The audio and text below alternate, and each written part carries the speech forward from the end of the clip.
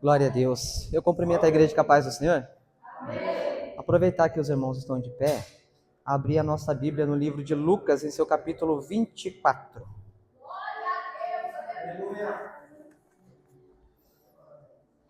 Desde o começo do culto, da palavra de abertura, através da nossa irmã diaconisa Emily, foi falado sobre fé, sobre persistência, de uma mulher que ouviu falar do Senhor e creu que ele podia fazer milagre, tocou na orla das vestes deles e foi curada. Através do nosso irmão presbítero Rodrigo, foi falado sobre palavra. Creia na palavra, ande na palavra, viva a palavra. E através do nosso irmão e diácono Júnior, foi falado também a respeito de cegueira, mas era uma cegueira física. E para aqueles que estão ligados no que o Senhor está falando desde o começo do culto, o Senhor vai continuar falando a mesma coisa. Através do nosso diácono Juninho foi falado de cegueira física. E a gente precisa abrir os nossos olhos espirituais, que a gente não seja cego fisicamente para a palavra de Deus. Foi dito através do nosso pastor William que a fé é o firme fundamento. Sem fé é impossível agradar a Deus. Sem fé é impossível perceber a presença de Deus nas nossas vidas, no nosso caminho. Sem fé eu posso acordar e eu não vai ser só um dia comum, um dia simples, mundano, um dia em que eu vou passar todo ele e chega à noite eu vou falar, não senti a presença de Deus, eu não tenho fé. Eu não tive tempo para ler, para meditar, para buscar. Vai ser um dia jogado fora, sem a presença de Deus, um dia muito triste. E a gente vai ver isso agora na prática, desde o começo do culto até o presente momento, foi falado a mesma coisa. E o Senhor vai continuar falando também sobre cegueira espiritual. No livro de Lucas, em seu capítulo 24, a partir do versículo 13, diz assim: Naquele mesmo dia, 2 deles estavam indo para um povoado chamado Emaús. Podem se assentar, irmãos, porque a gente vai meditando cada versículo. Naquele mesmo dia, aqui, esse dia, se tratava da ressurreição, o dia da ressurreição de Cristo. Naquele mesmo dia, 2 deles estavam indo para um povoado chamado Emaús. 2 discípulos, a Bíblia fala que um chamava Cleopas, estavam em Jerusalém quando Cristo foi crucificado. Só que eles saíram de Jerusalém e estavam indo sentido a um povoado que provavelmente já foi moradia deles, era a casa deles. Um povoado de aproximadamente 11 quilômetros de Jerusalém a Emaús. E eles foram pelo caminho assim que Cristo foi crucificado. Eles estavam conversando naquele dia. No versículo 14 diz assim: No caminho conversavam a respeito de tudo o que havia acontecido. Então a Bíblia mostra para a gente que aquele dia era o domingo da ressurreição. E eles estavam conversando sobre tudo o que havia acontecido. Na sexta-feira, Cristo foi morto e crucificado. Eles estavam comentando sobre isso. Nosso mestre morreu, o nosso Salvador foi embora, a gente está perdido. O presbítero Rodrigo falou da ausência de pai. Então, e agora o que a gente vai fazer? E nosso Salvador se foi. Tudo que ele havia falado e pregado ficou para trás, morreu com ele. A nossa esperança se foi quando Cristo morreu. Eles estavam falando do sábado, em que ele foi sepultado. Quando as mulheres, Maria Madalena, Joana e a Maria, mãe de Tiago, foi até lá onde ele estava sepultado, lá na Caverna das Pedras, quando as mulheres voltam, tem um encontro com os anjos que falam que ele vive. E as mulheres voltam e falam isso, e os dois estavam presentes quando escutou da boca das mulheres que Cristo vivia.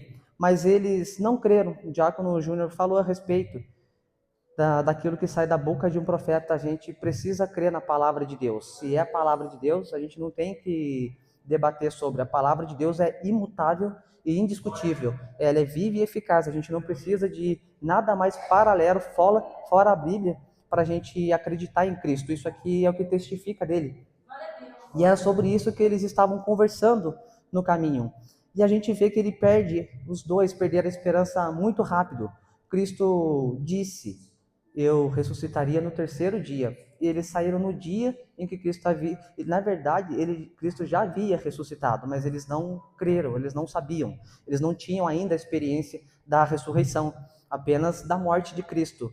Então, a gente se depara aqui com dois personagens desanimados, desesperançados, dois frustrados. Mas por que eles estavam tão desanimados assim? A Bíblia fala para a gente que no mesmo dia em que Cristo ressuscitou, Cristo ele cumpre com a palavra dele. E Cristo disse: eu vou ressuscitar no terceiro dia. Cristo ressuscitou ou não ressuscitou?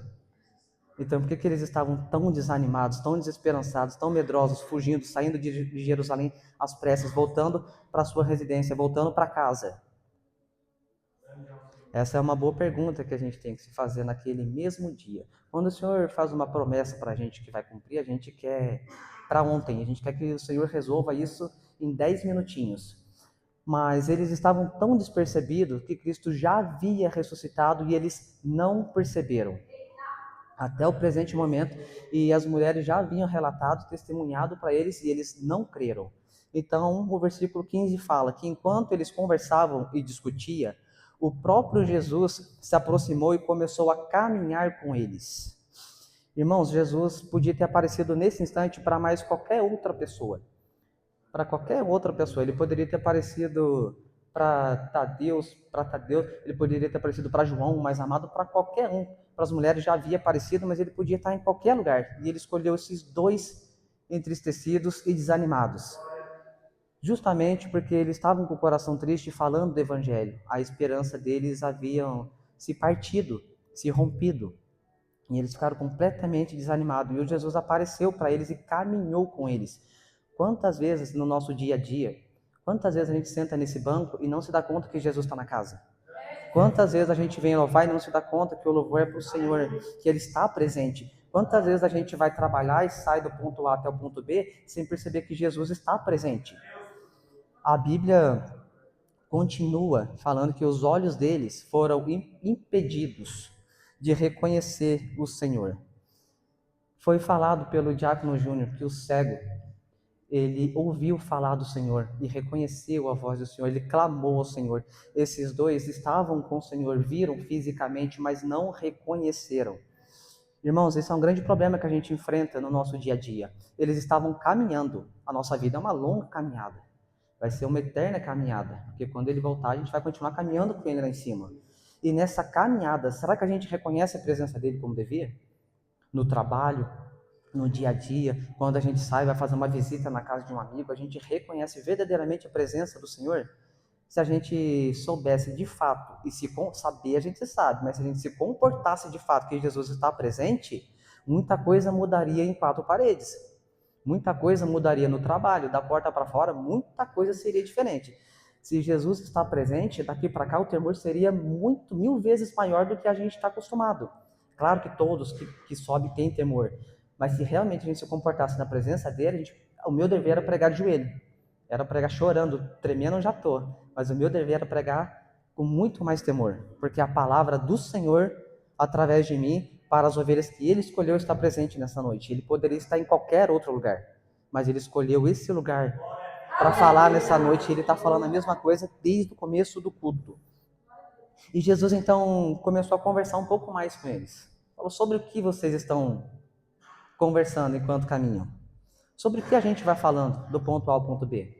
Eu conheço crente que infelizmente só fala bobeira. Nossa, às vezes eu chego em casa e falo: não parece crente. Ô, bichinho abençoado, não parece crente. Mas tem pessoas que eu encontro e falo: Jesus, eu preciso aprender a ser crente como ele. Tem dois tipos de crente e eu prefiro andar com o que fala de Jesus, porque eu tenho muito que aprender. E eles pararam com os rostos entristecidos.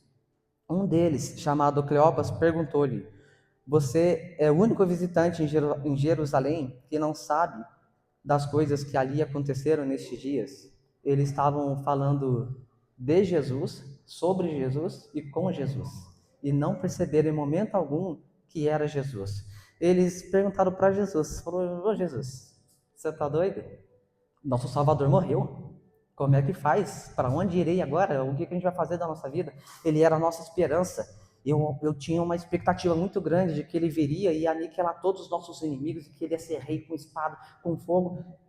Mas ele morreu. E já faz 3 dias e nada mudou, nada aconteceu. E agora, com certeza, a gente vai ser perseguido, morto, açoitado, porque a gente creu. Agora não sei mais o que fazer, agora eu estou sem rumo. E a Bíblia continua, Jesus poderia ter falado para eles: vocês não perceberam ainda que está falando comigo? Que eu sou o autor da palavra, que eu sou o autor da vida, que eu ressuscitei, que eu vou continuar trabalhando a salvação no mundo inteiro, porque o meu reino não era na terra e sim no céu. Ele podia ter resolvido isso bem rapidinho, mas Cristo, ele não termina de forma bruta a obra que ele começa. Então ele continuou caminhando, ele foi trabalhando na vida dos dois para que eles tivessem o coração transformado. Jesus poderia ter resolvido com uma frase, mas Jesus continuou caminhando e trabalhando e tendo paciência com aqueles dois. Então Jesus perguntou: mas que coisas? Perguntou Jesus. O que aconteceu com Jesus de Nazaré? Nessa parte soa até engraçado, Jesus perguntando: o que aconteceu comigo, o que vocês dizem ao meu respeito, o que aconteceu com Jesus de Nazaré? E responderam eles: ele era um profeta, poderoso em palavras e em obras diante de Deus e de todo o povo. Mas os chefes dos sacerdotes e as nossas autoridades o entregaram para ser condenado à morte e o crucificaram. E nós esperávamos que era ele que ia trazer a redenção de Israel. Hoje é o terceiro dia desde que tudo isso aconteceu. Algumas mulheres entre nós nos deram um susto hoje. Foram de manhã bem cedo ao sepulcro e não acharam o corpo dele. Voltaram e nos contaram ter tido uma visão de anjos que disseram que ele está vivo. Alguns de nossos companheiros foram ao sepulcro e encontraram tudo exatamente como as mulheres tinham dito, mas não ouviram. Irmãos, esses versículos só têm uma determinação: falta de fé. Porque se as mulheres foram, os irmãos foram, tiveram visão de anjo e ainda assim não acreditaram na palavra do Senhor, só tem uma determinação para isso: a falta de fé. O pastor William falou: se tem uma coisa que pode acontecer e é extremamente perigoso, é a falta de fé. Muita gente abandona a fé por pouca coisa. Eu quase abandonei esses dias por pouca coisa. Pouquinha bobeira tira a gente da presença de Deus sem que a gente perceba. Mas a fé, já foi dito e está falando desde o começo do culto: sem fé é impossível agradar a Deus. E Jesus queria estender mais a conversa, trabalhar mais um pouco isso com eles. E Jesus fala para eles: como vocês custam. Se fosse comigo essa fala, eu acho que eu ia chorar. Como custam vocês entender e como demoram a crer em tudo em que os profetas falaram? Não devia o Cristo ter, não devia o Cristo sofrer essas coisas para entrar na sua glória? É Cristo falando para eles: vocês estão caminhando e conversando sobre todo o evangelho e não entenderam nada. Vocês estão falando vagamente. Vocês estão falando desde o começo até a crucificação. Para quê? Se não entendeu, se não creu.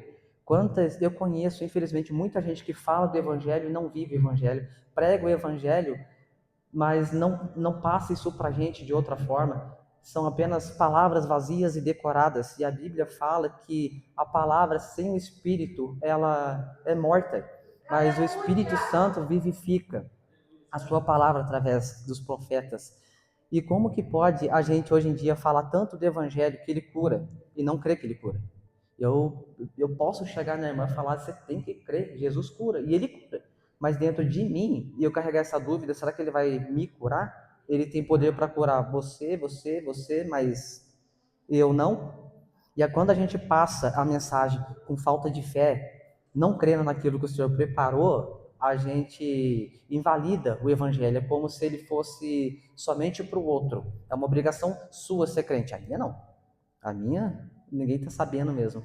É obrigação sua pregar que ele vive. Mas a minha, quando eu chego em casa, não é obrigação de apresentar para minha família. Então é isso que o Senhor fala para a gente: como custa entender o evangelho. É muito fácil pegar o microfone e pregar o amor. Vivam o amor, glória a Deus, Jesus é o amor. Mas ir da porta para fora, demonstrar o amor, ser amor, acolher. Como é que funciona? O amor é só da porta para dentro? Eu amo meus irmãos só da porta para dentro, da porta para fora é só mais um? E amar o irmão é muito fácil.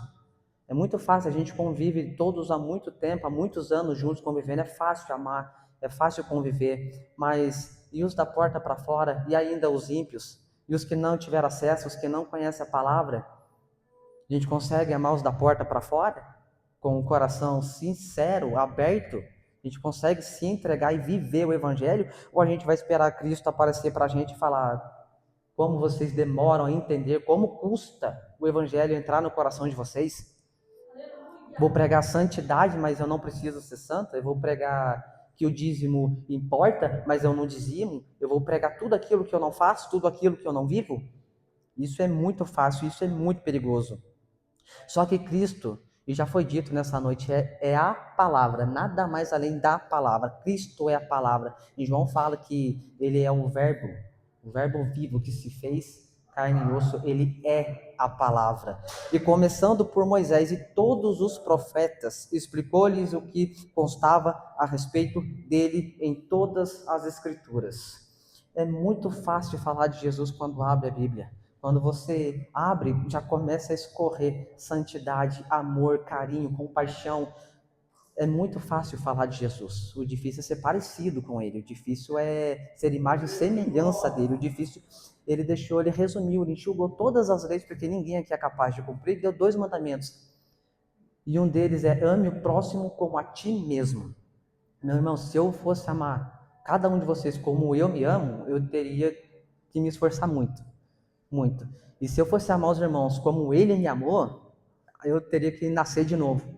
E de novo, e de novo. Mas a Bíblia fala que a gente tem que nascer de novo. Senão a gente não vai herdar, não vai entrar no reino do céu, se a gente não nascer de novo. E o nascer de novo é morrer todos os dias para a nossa carne e viver todos os dias por ele e para ele. E isso é muito difícil para a gente. Só que Jesus ele vem explicando todo o evangelho, desde Moisés até os profetas. Ao se aproximarem do povoado para o qual estavam indo, Jesus fez como quem ia mais adiante.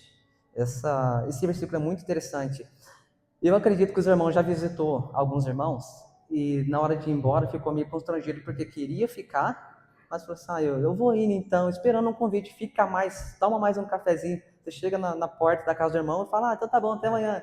Mas o coração fala: eu queria ficar. Porque aqui deixa claro, ele fez como quem ia mais diante. Jesus não tinha outro rumo, era esses dois o alvo, como quem ia mais adiante. Mas eles insistiram muito com ele: fique conosco.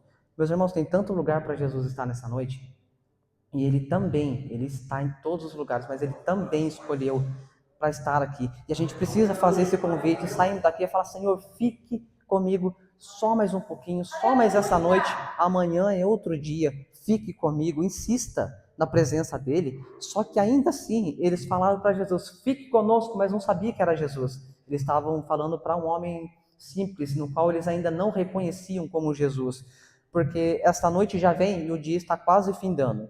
Então Jesus entrou para ficar com eles. Meus irmãos, não importa o tamanho do seu pecado, quantas vezes a cor, não importa nada disso. Se você convidar Jesus para sua casa, ele entra e ele purifica, ele cura, ele restaura, ele faz muito mais do que você é capaz de imaginar, de pedir. Se você tem um problema na vida conjugal, ele cura, ele restaura a vida conjugal, restaura também a financeira e vem arrumando tudo, colocando tudo em ordem. Se você tem um problema familiar, ele arruma a família e arruma todo o resto. Ele não é... como é que eu posso dizer? Ele não é pedreiro jordanense que começa a obra e volta só semana que vem. Ele é fiel. Se ele começou a obra na sua casa, ele é fiel para cumprir e terminar até o final. Na sua casa, na sua família, no seu ministério, no seu trabalho. E ele vai completar. Ele é fiel para isso. Só que a Bíblia fala, quando Jesus estava à mesa com eles, a casa não era de Jesus, a casa era dos dois. E a Bíblia fala, quando estava à mesa com eles, foi Jesus quem tomou o pão, deu graças, partiu e deu a eles. E essa cena, ela se repete algumas vezes na Bíblia. Na Santa Ceia, Jesus pega o pão, dá graças, parte o pão e dá para eles. Na multiplicação dos pães e peixes, Jesus pega o pão, dá graça, parte o pão e dá para eles. É como se fosse um sinal específico de Jesus, uma senha, um código ali de Jesus, que se ele fizesse a gente saberia. Eu tenho uma frase que toda vez que um profeta usa, eu sei que é Jesus, porque eu nunca contei para ninguém. Quando o profeta vem e fala, Jesus mandou dizer assim, assim, se assado, e usa essa frase, rapaz, me dá um tremor. Fala, é Deus mesmo, porque eu nunca contei a frase para ninguém. E eu me assusto. E Jesus faz isso, a casa não era dele. Quem tinha que servir Jesus eram os dois, mas é Jesus quem serve eles. Se a gente deseja ser parecido com Jesus, o mínimo que a gente tem que fazer é servir os visitantes. A gente tem que servir os nossos inimigos, a gente tem que servir os nossos amigos, a nossa casa. A gente tem que servir, não esperar ser servido. Jesus não estava na casa dele, mas ele pegou o pão, ele deu graças, ele partiu o pão e dividiu o pão. Então os olhos deles foram abertos e reconheceram. E depois Jesus desapareceu deles. A Bíblia é muito clara. Foi no partir do pão que eles reconheceram que Jesus era Cristo. Foi na comunhão, foi no abrir a porta. A Bíblia fala que muitos hospedam anjos em sua casa sem saber que são anjos. Foi na hospitalidade, foi no receber. E foi recebendo Jesus como um homem qualquer, porque eles não sabiam que era um Jesus, foi dividindo a mesa, dando lugar para Jesus na sua casa, convidando-o para entrar, que os olhos dele se abriram. Foi no partir do pão. E é muito interessante, porque Jesus fala várias vezes que ele é o pão da vida. E foi no partir do pão que os olhos deles se abriram. Às vezes a gente não quer ter comunhão com o irmão. O irmão é chatinho demais, o irmão fala demais, é muito difícil conviver com o irmão, mas quando a gente se reúne com o irmão e parte o pão, as coisas ficam mais leves, ficam mais tranquilas, ficam bem mais suave quando tem união, quando tem comunhão, quando tem restauração. E é muito fácil a gente falar sobre Jesus depois que a gente está curado, depois que Deus coloca tudo no lugar. E Jesus falou para eles, e levantaram-se e voltaram imediatamente para Jerusalém. Aqui nós vemos, depois do pão, eles foram curados. Depois da comunhão do momento com Jesus, eles foram curados. E os dois agora, que haviam saído de Jerusalém, apavorados, apressados, porque Jesus cumpriu. Eles só não tiveram paciência de esperar até o fim da noite. Se eles tivessem ficado em Jerusalém até mais de noite, nada disso teria acontecido. Mas nada do que está escrito é em vão. Então era necessário, na prática, para a gente aprender que quando a gente tem pressa, não espera a palavra de Deus e sai desembestado, sem rumo, sai frustrado, e quando são dois frustrados, fica pior ainda, né? Sai os dois reclamando, sai os dois frustrados, voltando para casa, voltando aos velhos hábitos, para o lugar da onde Deus não tinha pedido para eles voltarem. Os dois que saíram desesperançados agora voltam felizes, alegres, curados depois do partir do pão, para dar as boas novas. A Bíblia fala que eles levantaram imediatamente para testemunhar de que Cristo havia ressuscitado. O Senhor ressuscitou e apareceu a Simão. Então os dois contaram tudo o que tinha acontecido no caminho e como Jesus foi reconhecido por eles quando partia o pão. Meus irmãos, tem uma passagem que fala, o pastor William citou, quando ele citou eu sabia que era confirmação plena de Deus, essa passagem do caminho de Emaús. Ele disse, para onde iremos nós, se tu tens palavra de vida eterna? João 6,68 tem esse versículo. Quando Jesus ele começa a pregar que ele era o pão da vida, a população, mesmo após, muitos deles depois de ver a multiplicação, depois de ver cura, depois de ver milagre, eles já tinham motivos de sobra para que Jesus era e é o Filho de Deus. Muitos deles achou a palavra dura, falou, como ele pode ser filho de Deus se ele é filho de José e Maria? Como que ele pode ser filho de Deus se ele nem desceu do céu? Então essa palavra, o pão da vida, deixou eles enfurecidos e muitos deixaram de seguir Jesus e saíram. Então Jesus vira e fala para os discípulos dele, fala, vocês também querem ir com eles? Podem ir, ficar à vontade. E Pedro falou para ele, Senhor, para onde iremos nós, se tu tens palavra de vida eterna? Meus irmãos, foi no partir do pão que os olhos deles se abriu, mas os olhos deles se abriu quando Jesus começou a explicar. Jesus está escrito aqui, ó, explicou-lhes o que constava a respeito dele em todas as escrituras. Jesus não pregou de forma desordenada, Jesus não acusou, não apontou, ele explicou as escrituras. Ele leu de Moisés até os profetas. Ele lia, ele explicava e ele aplicava. Ele lia, ele explicava e ele aplicava a palavra de Deus. Nós temos Jesus falando de Jesus, é o autor falando dele próprio. E de imediato, os dois não abriram os olhos, o entendimento deles não foram abertos de imediato. E depois eles falam, não ardia o nosso coração enquanto ele falava? Meus irmãos, se a palavra de Deus, quando é pregada, quando é uma oportunidade, não queima o nosso coração, não é defeito na falha na Bíblia, não. Não é a palavra de Deus que está desordenada, não. É o nosso coração que está duro. É a gente que está cego espiritualmente. É a gente que está com Jesus na casa e não está prestando atenção no que está sendo dito. Eu estou falando do momento em que a Bíblia é lida, não da nossa interpretação, mas se leu a palavra do Senhor e o nosso coração não arde, a gente precisa examinar, a gente precisa esquadrinhar, a gente precisa trazer isso para o nosso dia a dia, porque aqui mostra para a gente a caminhada de duas pessoas que saíram tristes e voltaram alegres depois da palavra.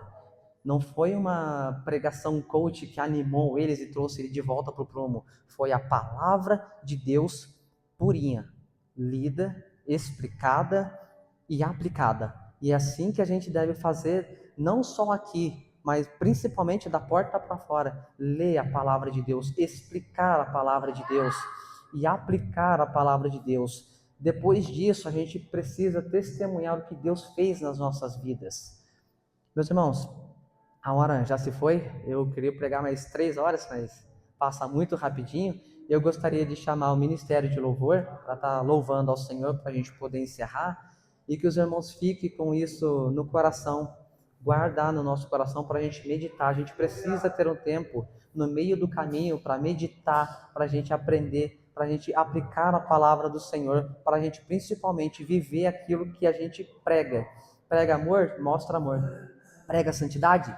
Então mostra a santidade. Você está pregando caridade? Então mostra as suas obras, que a gente possa imediatamente pregar e mostrar e viver o que sai da nossa boca, porque senão através de nós muitos também vão se apostatar da fé, porque coisa terrível é para o evangelho descobrir que o irmão prega santidade, mas não é santo. Isso afasta o pessoal da presença de Deus. A irmã está pregando caridade, mas não dá nem o dízimo, afasta as pessoas da presença de Deus. A gente precisa pregar aquilo que a gente vive e viver aquilo que a gente prega. Irmãos, só agradeço a oportunidade, as palmas são para o único que é digno.